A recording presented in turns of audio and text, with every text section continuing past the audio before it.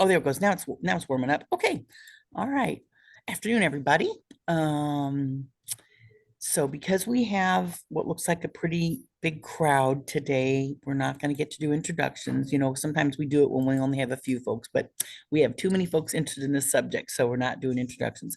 For anybody I haven't met, my name is Teresa Barton, and I'm the liaison who runs the peer group.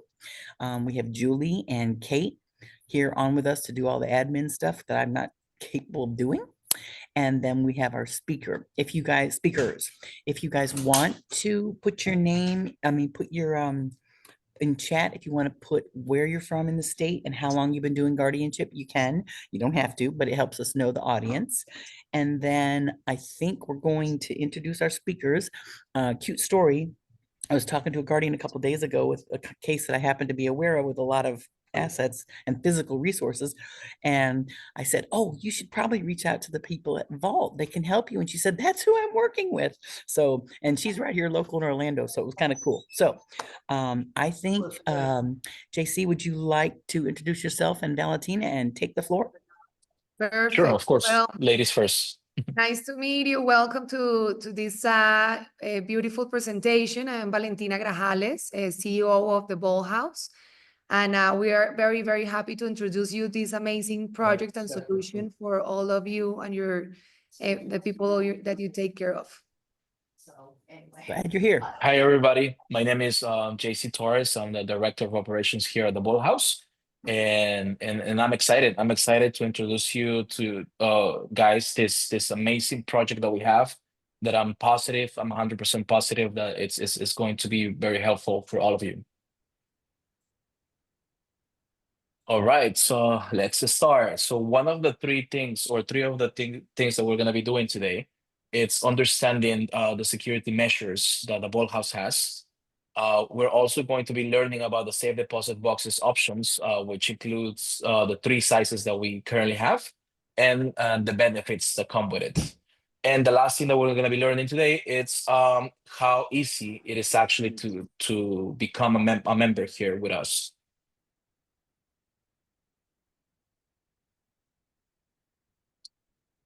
I'm guessing by everybody joining today, we all of you are trying to solve one of these issues. These are the risks that currently your clients are facing, which is the theft or love of valuables at home or residence, the unsecure family handling of heirlooms, that they sometimes be misplaced or they're not easy to find. Also, the poor documentation of storage of valuables and the lack of clarity and asset protection for these core proceedings. In fact, according to the National Association of Unclaimed Property Administration, around 70 million dispute property is unclaimed and held by the states at this moment. That's an actual source. I can provide that in a following email. But yes, all of us are here in the sense of trying to find a solution for any of these 4 points that I have just mentioned. And I will proceed with introducing the Ball House. We are the new standard of secure asset storage. We're actually located in the financial district of Miami, which is Brickell. If anybody's familiar with the area, it is literally 4 to 5 blocks away from Brickell City Center. I want to make it very clear, the Ball House is not a bank, it's not a financial institution. And this is actually something great for what we're trying to do. We don't deal with any of the bureaucracy that a bank has. We're actually a lot more secure than a bank. Most of us have been raised thinking that the bank is the most secure place. I can tell you for a fact that this is not true. We have raised that security measure incredibly, and I would love to show you how. A little bit over the security features that we have. We have 4 security protocols. Each member of the Ball House will get an access card, which is the first part of the protocols where you identify yourself as a member. To enter to part of the Ball House, you will go through a facial recognition system, then a fingerprint authentication, And the last thing is the dual lock system, which this means that every single member has a unique key. We also hold one, which is the master key, and the boxes. And this is important to know. The boxes only open with 2 keys at the same time. It will never open with just our key. Other than that, during business hours, we have armed security for everybody's protection. There's a 24/7 surveillance camera. There's motion sensors, alarms. The building itself has its own security. There's a bank in the same building. The police station is right next to us. There is Bank of America next to us as well. So this is a very, very secure place, and one of the reasons why we chose this location.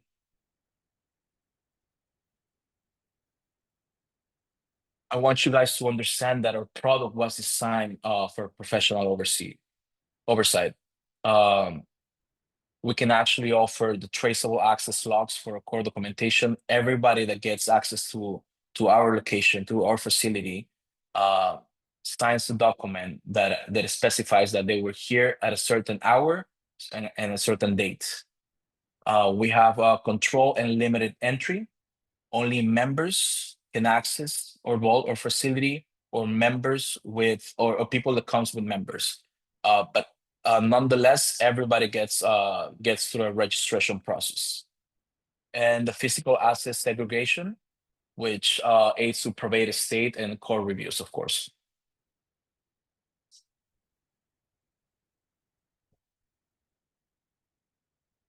One of the cool things that we have for safe deposit box services is the actual flexibility on pricing, right? We understand that by the nature of the age of your clients or not, we can either go month to month basis, or we can actually do some savings and do a full year contract. On the screen, you will be able to see 3 or 4 different box sizes. We call it box A, B, and C. All of them have the same length and width, which is 24 by 10 inches. For those who use centimeters, it's 61 by 25. And all of them, they vary for the height. The small one has 3 inches, medium one has 5 inches, and the height for the largest one is 10 inches. The yearly price on the small one is $1,680, which comes roughly to $140 per month, plus taxes, of course. The medium one is $210 per month, and the large one is $350 per month. In the case that some of you guys will want to go month to month basis, which is an option, it's just a bit more expensive, but it gives you the flexibility of actually using the boxes whenever you need them, right? In that case, a small box is $200 a month, medium $300, and the large one $500. Oh, I'm sorry. And one of the things that we can mention as well here is that all the boxes are they come with insurance, especially the ones that are paid in advance for the full year. The small box comes with $30,000 of insurance included. The medium comes with $50,000, and the large one comes with $100,000. Now, let's be clear that insurance, it's on the box itself. We normally do not know what's stored inside the box, so the insurance is on the box and not in the items inside. Everybody has the option to upgrade this insurance, and the good part about this is that you will get charged 65% off if in comparison if you were to insure your things at home, for example.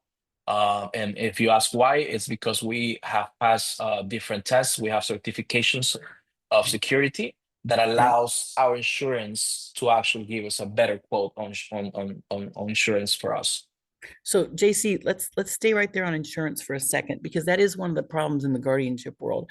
So on a typical situation, we are dealing with all the small parts, the parts that are going to go into these boxes, but we're needing to, say, sell the home or the condo, which means we lose the homeowner's policy, which means a separate jewelry policy or a separate artworking policy or a separate gun policy then becomes very difficult to get. Do you know who the insurance company is you typically work with? Who is it? Yeah, we work with a CVIC and AXA Art. We can tell them whatever we are putting in the box, or we cannot. They can handle up to $1 million without disclosing what's inside. Yes, of course, in case of something happen, you must have all the evidence of what was inside. But normally in these cases, it will be amazing to have all the information that's inside so it can be better protected. Okay. And do you all have the opportunity for very large spaces? For example, one of our problems is shotguns. They're very tall. They won't fit in these boxes. Do you have bigger boxes? No. In No. Florida, we cannot store in our facility guns, Oh, so you can't store guns, any kind of guns. any kind of gun. Okay. Yeah. All right. Then outside of the guns, do you have bigger boxes, or is this the limit of the We size? can create them. Some of them, the biggest is the 10 by 10, but times 10 feet, 24. 10 feet by 10 feet? No, 10 inches by 10 inches by 24, like the box C. But depending the necessity, we have another room for bigger items. So we will need timing to construct, to bring up our safe deposit specialist to bring and do the box for the client. But yes, So we Yeah, so so overall, the question to I'm sorry, the answer to your question is yes. Yes. We have the possibility of actually storing larger items. We just gotta go through the ones that are prohibited by the state that Okay.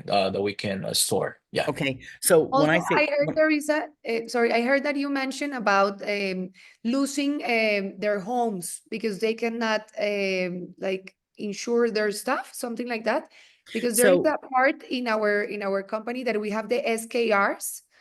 So whenever a person has a difficulty with money, but they have assets like tangible assets, we can help them do an SKR, and with that SKR, they can ask for I loan. don't know what SKR is. Okay, we An won't. SKR is a safekeeping receipt. That it's basically a certificate that will allow you to use your tangible things as collateral to get a loan. Oh, okay. All right. Well, then hold on. Let's go back to the insurance conversation.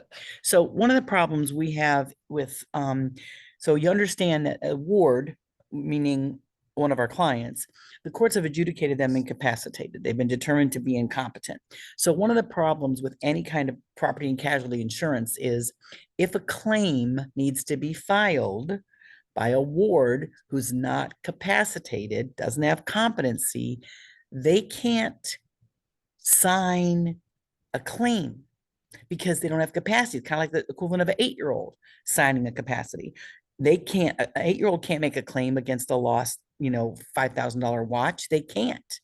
So that's one of our problems. And one of the reasons why guardians need to get these assets safely protected, even if the ward continues to remain at home, even if they have really good jewelry insurance, it actually doesn't necessarily work, because if the ward is wearing that watch and it goes missing, and the ward is the person that has to say where they lost it, what they were doing when they lost it, they don't have capacity. So the insurance underwriter says they can't file a claim. So now we've been paying for insurance with a premium that actually doesn't work.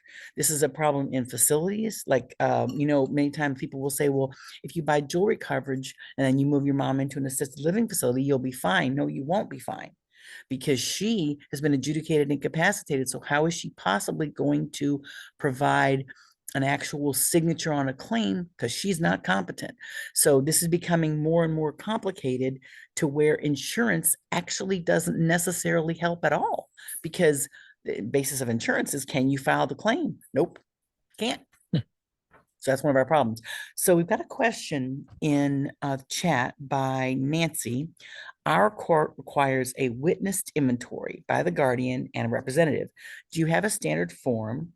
Would there be a person who could be the witness? Also, is the vault box fire and flood proof? Oh, that's a lot of good questions. So let's start with the first one. I don't see the questions, huh? You I can't can- see chat? Oh, you know what? I She sent it do to that. me only. Hey, Nancy. Oh. Oh, I don't know how to fix that. Well, but basically for your question on the insurance, definitely that's when the guardians take place, and also we can add an additional layer for any court advice in case they need a notary to be present whenever the box are going to be open. We can facilitate all the services to make sure the staff are there and the insurance company knows that what item is going away and which is staying, so we can make sure to protect the assets of any of your clients. So Nancy's question is more about on the other end, meaning that we get a guardianship and we go to the house and we find all these valuable assets. We are required to file something called an inventory with the courts. But in general, almost every guardian wants a witness there. And in this circumstance, having a witness when it's particularly valuable items, and then that witness being able to take custody of those, put them safely in the box. Now, all this requires a certain order and court approval.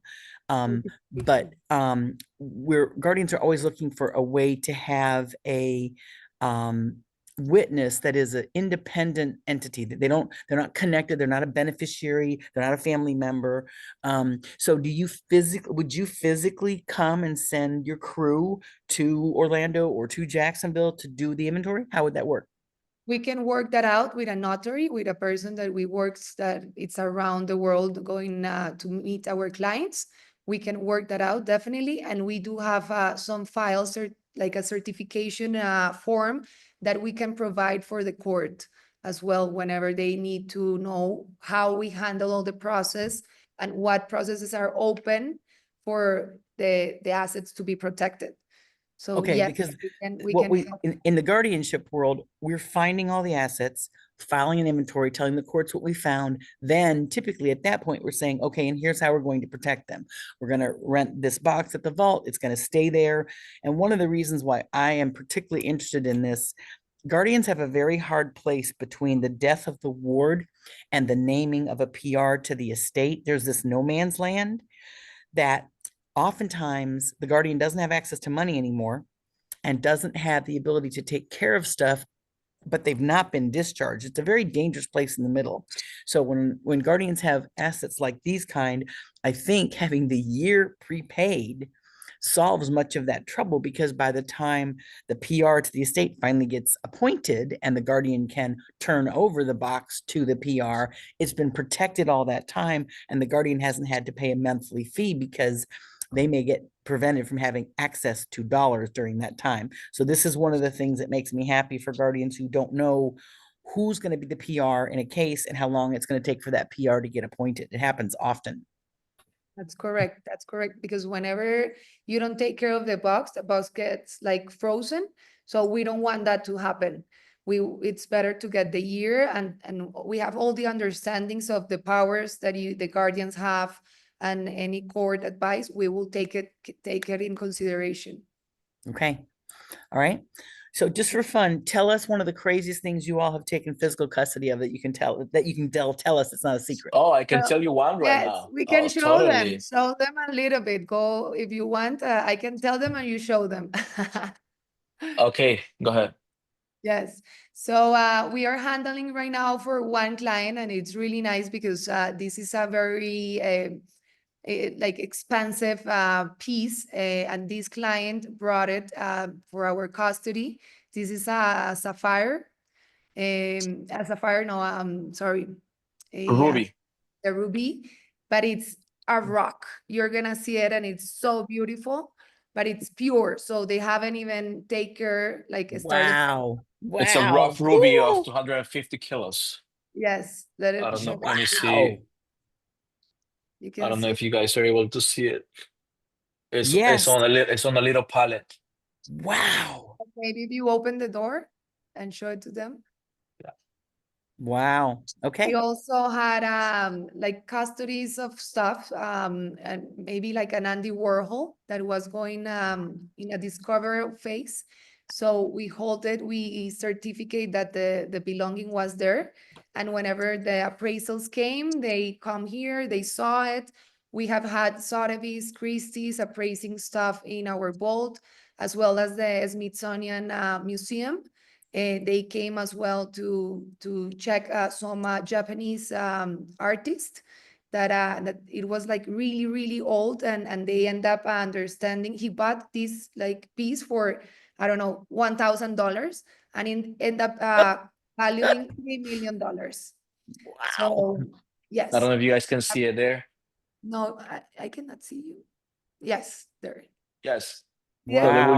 they will usually use polish it more so it becomes reddish than what it is right now. And so yeah, I mean they are trying to Wow. sell it by one piece as in a sculpture type of thing. But Okay. yes, and it came all the way from Brazil. Wow. So strangely enough, I have a client with a Stradivarius violin. They And couldn't see the piece, JC. I believe I don't know, but they're saying here in the chat that they couldn't see the piece. yeah, we could see it. Kathy, could you not see it, honey? It was on a little shelf, like looks like a white rock. No, all I see is the size options and pricing on the screen. That's all. Okay, so Give me one sec. do you know, wait. Do you know how to turn on the gallery? Do you see all of our names, Kathy?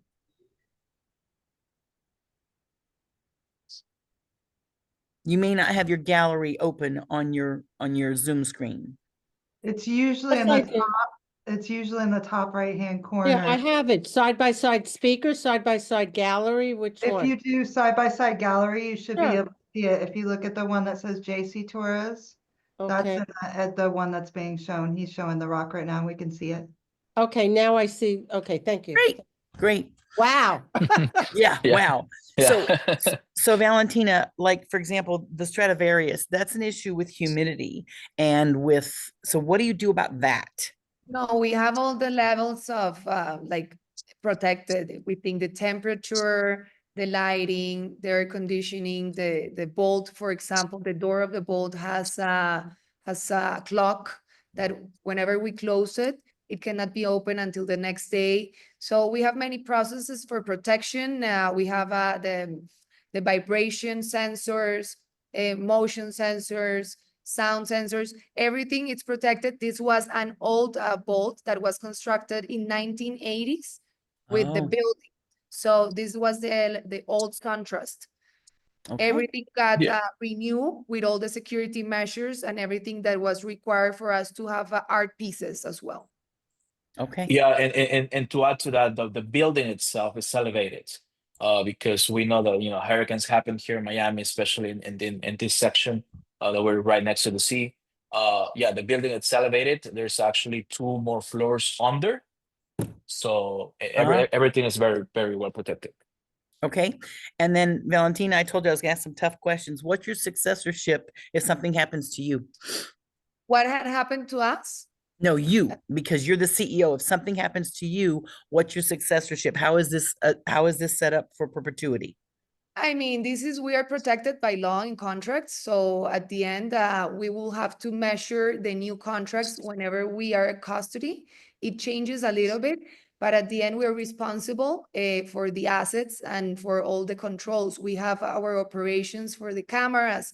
So we must have like a backup up to a year of the cameras. We have the process of like checking every person that enters. So we have to make sure that our valuables are protected, not only the ones that have custody, but the other clients as well.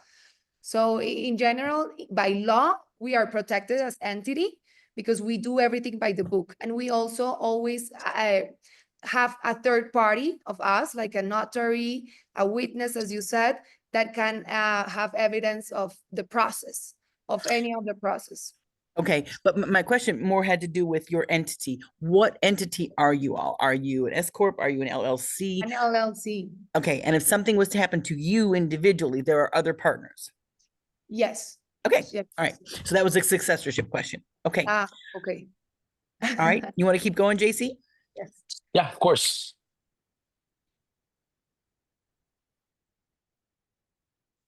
Okay, we talked about the security measures.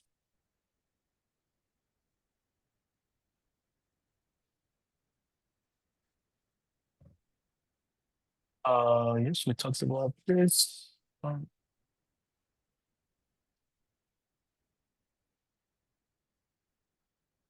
Sorry. Let me see. I think something happened with this. Let me share it again. Hold on 1 second.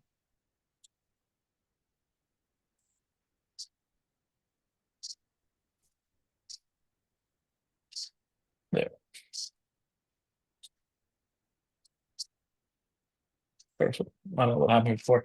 Okay, so we did talk about us, what makes us unique, and this slide is basically to represent the difference, the big difference between banks and the ball house. Like I was telling you before, one of the main concerns that everybody has is that, and the clients always tell me, how secure are you? Are you secure as a bank? And the answer is always the same. We are a lot more secure than the bank. That is 100% sure. And also traditional banks will not give you the flexibility that we just talked about, right? Especially for the type of service that you guys provide. And then the other thing is, and everybody loves this. We like to make everybody feel special. I don't know if when was the last time you guys went to a bank, but you go to the bank and you are just one more of everybody else that is there, right? Here we actually have a connection with everybody. We try to help as much as we can. As I like to say, we like to do the extra mile, right? And then this is why we love this service. We love what we do. We love what we provide, and I believe it's a fantastic option for everybody in this chat, especially in this conference right now. Okay, so going back to other services, so if we had an inventory that needed to be accomplished at a house and you send your staff, give me some kind of understanding of how you charge for that, just so I have some basic grasp. If you're sending your truck and you're sending staff to pick stuff up and Yeah, physically take custody of normally it. they be charging per hour, $150 Okay, approximately. perfect. Yes. All right. Depending And the time. then, And the then traveling expenses, we will figure out if we have expenses, okay. something nearby. Other than guns, what are the other things you can't take? Explosive, like things that are not legal, like explosive drugs, money from money laundry, but in general, Drugs. yes, drugs. But in general, it's like the things that are really illegal in Florida to Okay, keep up. but how do you know what people are putting in there? They don't show it to you, do they? Exactly. We don't know. We don't know. Okay. So in general, if we don't know, they can put it. But Okay. Yeah. But if Yeah. you are telling me, and I'm gonna be your how do you say, like I know the belongings of the box, I'm not gonna be able to accept it. Got You it. know? Okay. Yes. All right. So pretty much it's just guns or illegal items. That's pretty much the limitation. Other than that, no other real limitation. Well, and nothing alive, Of course, yes. but no other real Yes. But yeah, limitations. you Not usually and usually with a regular member, they don't have to disclose what is it at the store. We've never asked, we will never do. And what they do is they sign a good faith agreement. Obviously they will read the whole contract. They will know what's legal or not in the state of Florida, and it will be their responsibility, whatever they're storing, even though it says that it's legal, right? Okay. In the case with you guys, if we actually know what's going to be inside, like Valentina said, if we see that something is not legal to be stored, we will let them know. Okay. Okay. I don't think in our crowd, I don't think other than guns, which we do have a problem with, I don't think there's anything else that folks would be dealing with that's illegal, not generally, but guns are one of our problems because, if it's in the will and they're inherited and we can't sell them and we have to store them somewhere, so they are a bit of a problem. So, do you have a suggestion for what we can do, where we can store guns safely? we can search for you and let Okay. you know for the Okay, I mean, this isn't a problem with a lot of clients because it might be like one gun or a little, but when you have clients with gun collections of 50, 60, 70, 100 guns, it's a huge problem. And we do have that. Okay. Okay. And then let's see. All right, well, folks, let's see if other people have questions. So you guys can either raise your hand and say you got a question, you can put it in chat. I want to make sure we keep answering everyone's questions as this presentation goes along.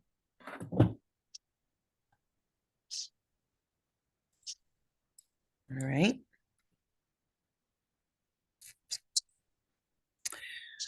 So going back to the court information because we have to get court approval for a lot of what we do as guardians, both before we do it or after we do it.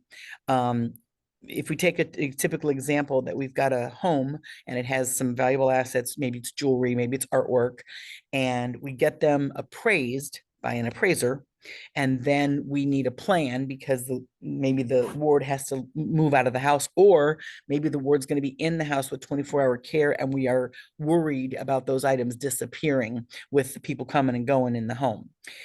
So then we're typically getting a court order with a petition that our attorney would file with your help of the wording and your processes, and we would inform the courts of the cost and the process.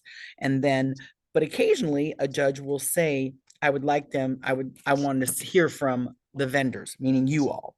So would it be appropriate and you'd be able to attend a Zoom for the court hearing if that was necessary? Yes, of course. Okay. Okay. Yes, and we also provide the transportation services for valuables. We work with Okay. Meet, and if you need something more like different, we have another company, the Safe for Security as well. Okay, so we've got a question from chat. Patricia says, why are we not getting a court order to sell the firearms? I've never kept them as the ward cannot use them again. I've also turned them in to law enforcement. Patricia, that's what I've done many times, but where the problem is if someone has valuable guns that are an asset, turning them into law enforcement means you're abandoning an asset. Law enforcement is probably not going to pay you for them. So that's the first problem. The second problem is if those guns are named in a will or a trust, who they're supposed to go to as beneficiaries. That's the problem with giving away those assets or getting a court order to sell them. You can sometimes get a court order to sell them, and the family members are going to consent to that agreement. But if they're a family that has emotional or financial connection to the guns, they may not agree and they may not consent to the petition and the sale of those guns. Sorry, we're off a little bit on the subject here, but that's one of the things we deal with. Interesting. Yeah. Okay. All right. So JC, is there more on the presentation? I got one more, and it's probably one of the ones people probably are thinking, is how do they become a member here? The registration, we put some thought about it, and we made it very easy. The basic registration is what you guys see on the screen, which is you submit basic information like full name, email, phone number, a copy of ID, or a valid passport. And by the way, one of the good things about the Ball House is that we welcome international members as well. Okay. In comparison to banks. Banks, you had to be a US resident in order to actually get an account and then a box. With us, as long as you have a valid passport, you should be fine. We do a KYC process here to everybody that enters our facility, which allows us to welcome new members and by playing by the book, right? The other step that you gotta do on the registration is actually choose your box size. From the three that we get, that I expressed before, or this special space if it's a bigger item. And then we have 4 different type of contracts. This may or may not apply to you depending on how we do this with you guys. But the ones that we have right now are 4, which is the individual, the joint, the dual, and the business contract. Either all of them can be switched during your rental period at not cost. There's no different pricing for any of them. All of them are the same price, which is the price of the box. And or than that, the person responsible or the member itself have to be in person, or we can also do a remote to do an ID verification and to sign all the documents necessary. Once again, I would like to specify what is the type of contract. So say, okay, so individual will be the individual person.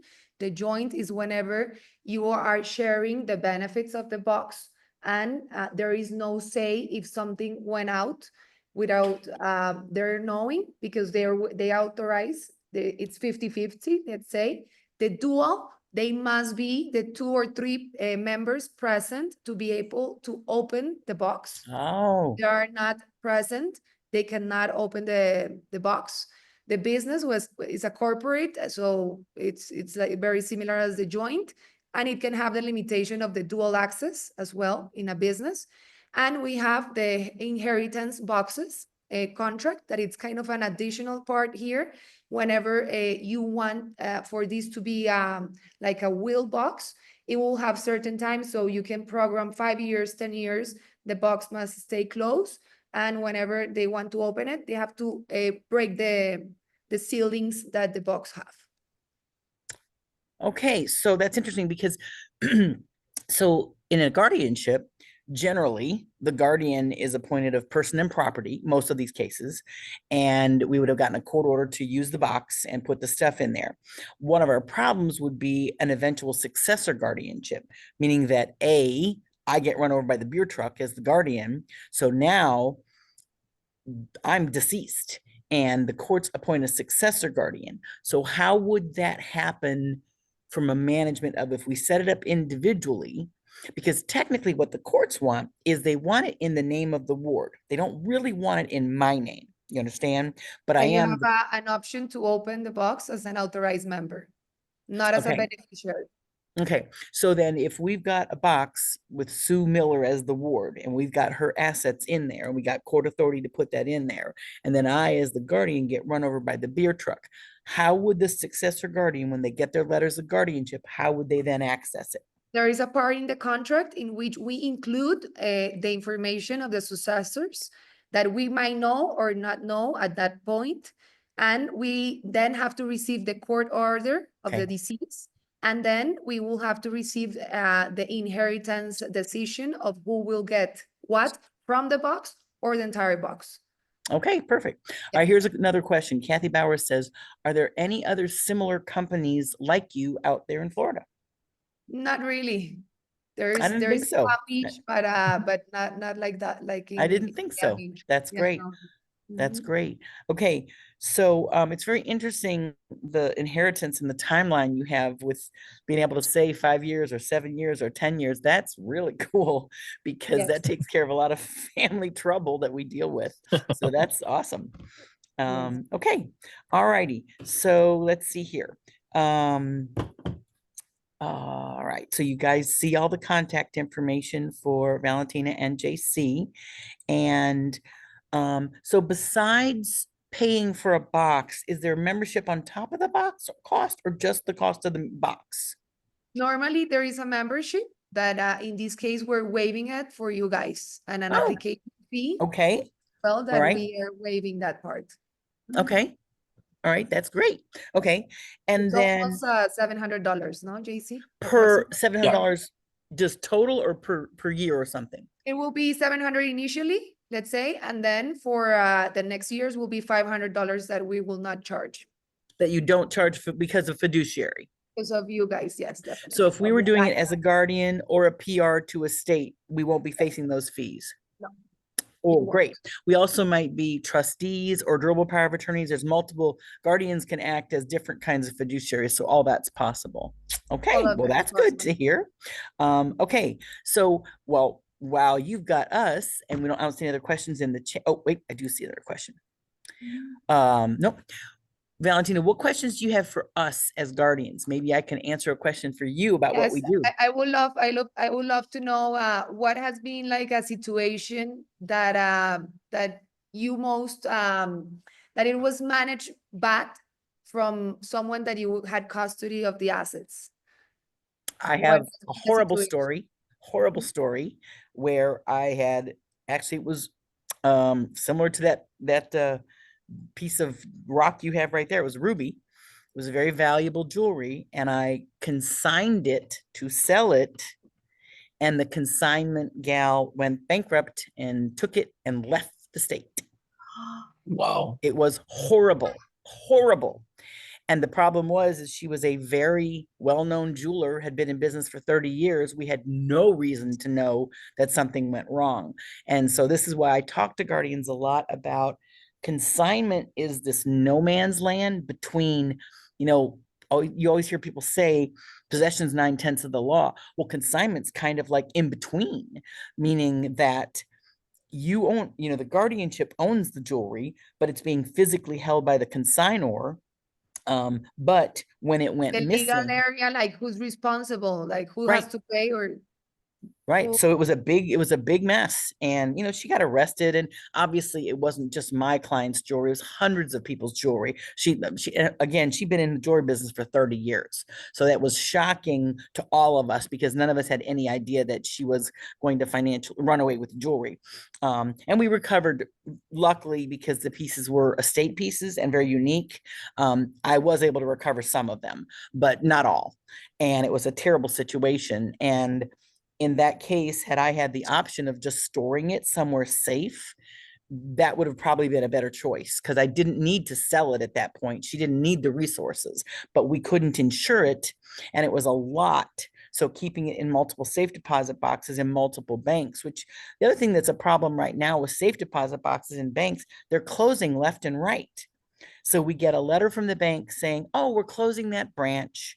And now we're going to send your stuff to another branch, or you need to come in and get it and move it. And see, in a guardianship, that's a big problem because we had court order to store it in that box in that bank. So now I got to go with court order to move it from that box in that bank to another Bank of America box in another location. And then 2 years later, they do it again. Because I don't think banks like having safe deposit boxes anymore. I don't think they want the business. oh, they are Actually, closing. yeah, Yes, yeah. tell JC because here I have a lot of sound. Yes. So one of the reasons, or one of the main reasons why we exist, besides Valentina actually getting a long waiting list when she was looking for a personal box, is that banks are getting rid of the service because it doesn't represent money to them.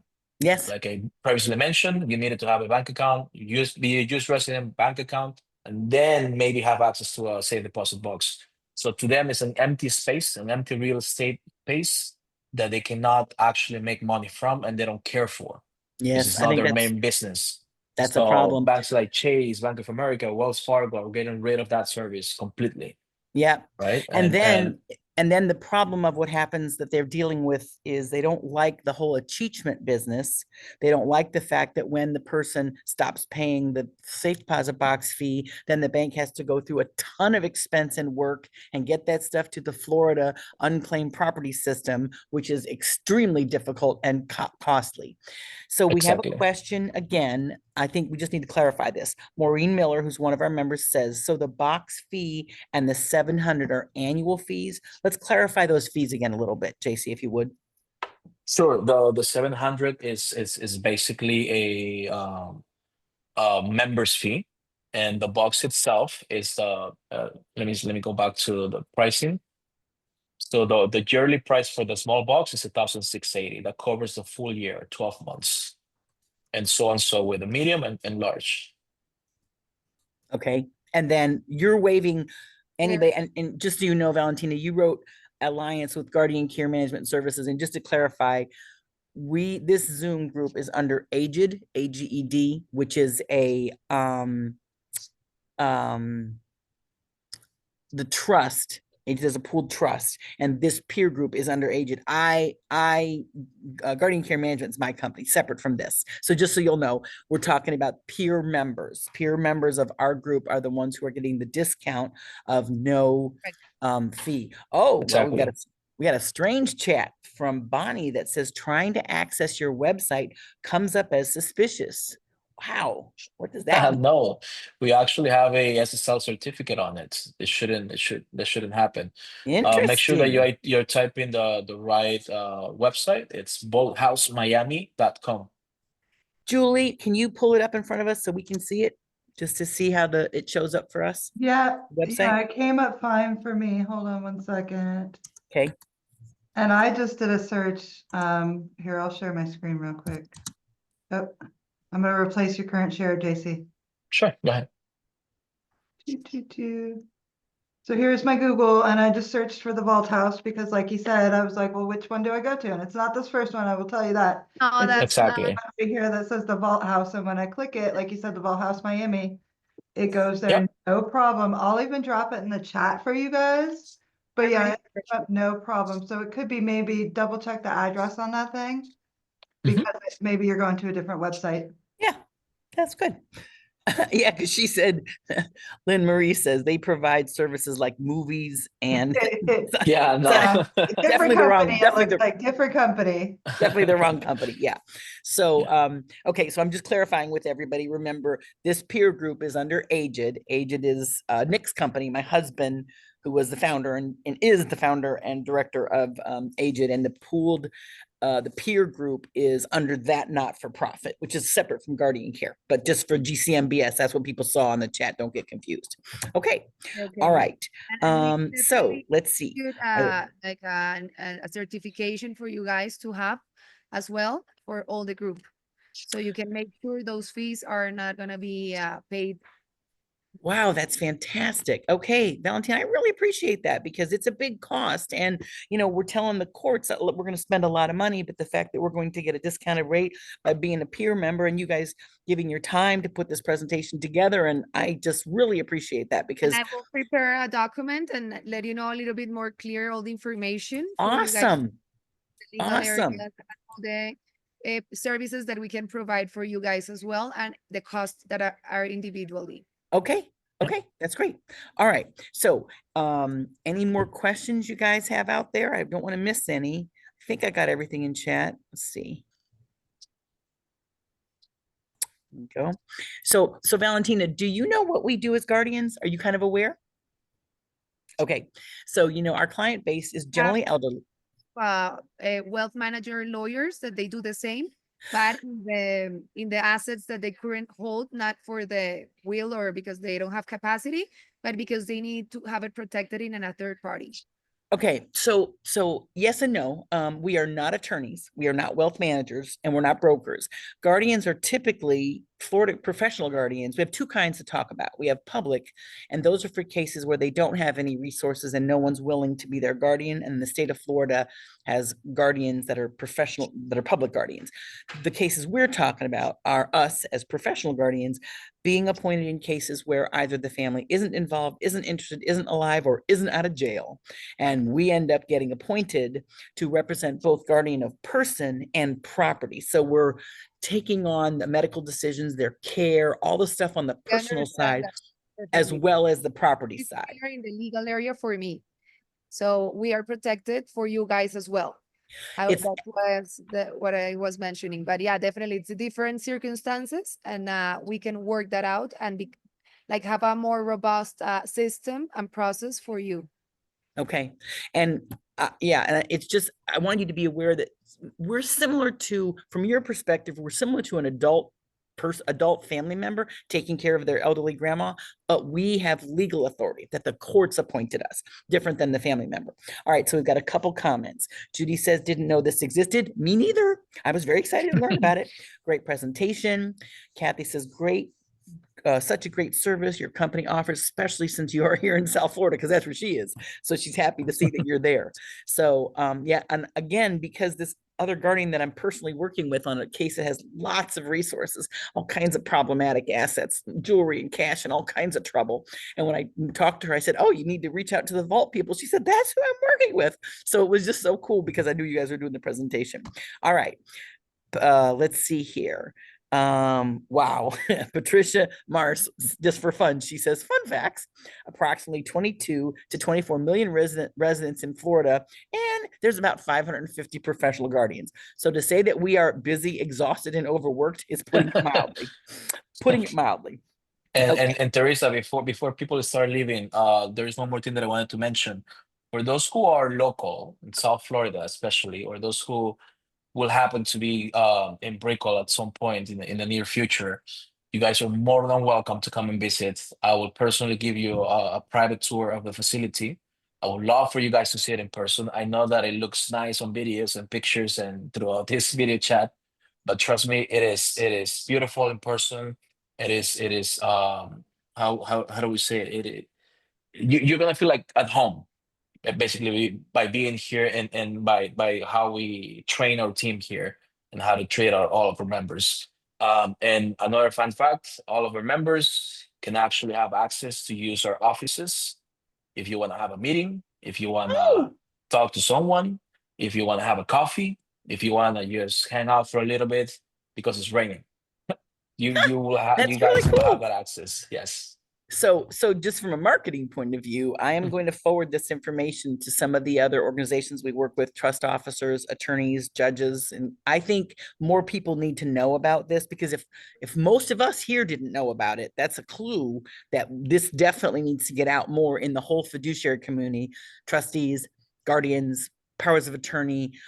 Everybody needs to be aware of it, care managers. So for in appreciation of you guys giving your time and putting this presentation together, I will make sure to forward it to a lot of folks that are in the business that we're in, because I don't think many people know about this at all. It's a great kept secret.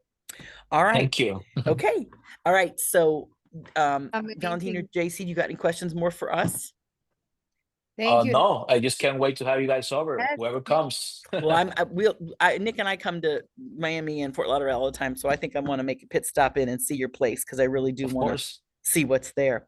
All right, guys, before we sign off, I want to make sure that if anybody has any questions or comments, are we okay on time? Yeah, we just made it. We're at 3:50, so we got 50 minutes. We're good. So anybody else have any comments in chat or want to ask a question or something they want to talk about?